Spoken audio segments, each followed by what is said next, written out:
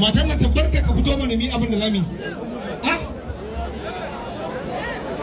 SLC haba SLC sai ka shiga gona mace ba wata mace ba mace ta fashe ku a tiyatiya Allah ni a kan mace bayan kai ya gurin jama'a kuma ka zo gida ka ce da yaki ba zai yi ba ni akan wannan sai ci kan wannan a ce kai jami'a kullum ka dauki a sai ka ce ka karɓi Qur'ani a to a shan mu da ita aka san mu kuma mu ko da tsiya ai ba ka nan da tsiya ita ta sa ba halin da muke ciki excellency an farba kamanta kaga dai gidan mu babban gida ne haka kuma gidan mu gidan tarihi ne amma sai na fahimci idan na bi ɗabi'ar gidan mu ba za a san ba shi yasa na runguma a shan na rungumi tsiya kuma mu nan da kake ganin mu ne wanda ba ma fatan Allah ya nan ka zo ka ce taro ka ce ka gaban Allah ya kiyaye ina gurin taron da aka je dan bana ƙuri'a a dawakin tofa ta yi wace ka zo ta kashe ni da kafi to kuma wannan ba kai ka je ba na ce matan nan da ne mun yanzu ka san dalilin kiran ka ba ko ka ce in zo ya aka yi ni dalilin kiran ka to wannan gwamnan gida da shi da mataimakinsa Kwamar Aminu Abdulsalam da shi wannan jagoran ɗan mai jama'a idan ba taron bokaye muka yi musu fasa ba in suna tare a jihar Kano za a samu abin da the excellency bawan Allah nan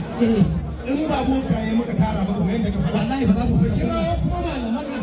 wanda ba ganin girman Allah ke ba ayo ba sai mu annaka ba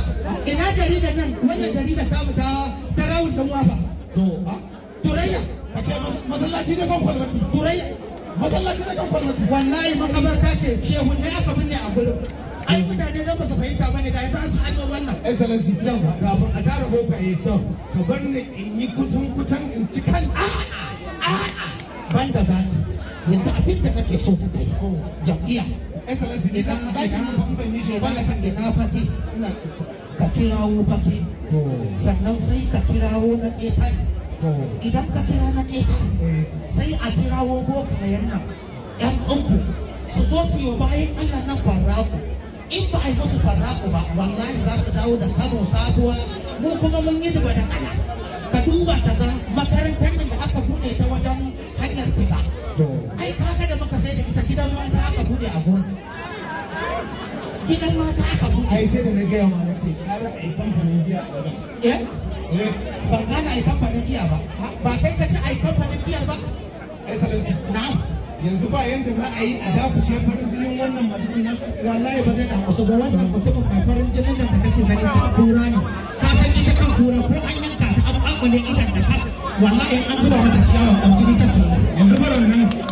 wallahi jagoran nan kan kura ne wanda duk ya karo da shi ya duba jikinsa excellency na'am mai ɗakin kafarin nan tana bacci na ganta a guje ta kuma daga falo wallahi ta ce shi take gani a kanta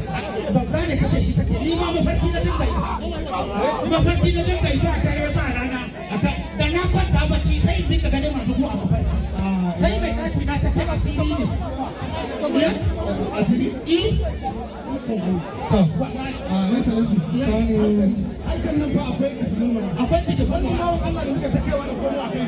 na fa kai shekaru na a kansa ba dai mai farin gemun nan ba shi gemun na kai to wallahi da ka gan shi nan yana ka gan shi nan kai da Allah yana ina thank you iya ina thank you iya ina to hai muna godiya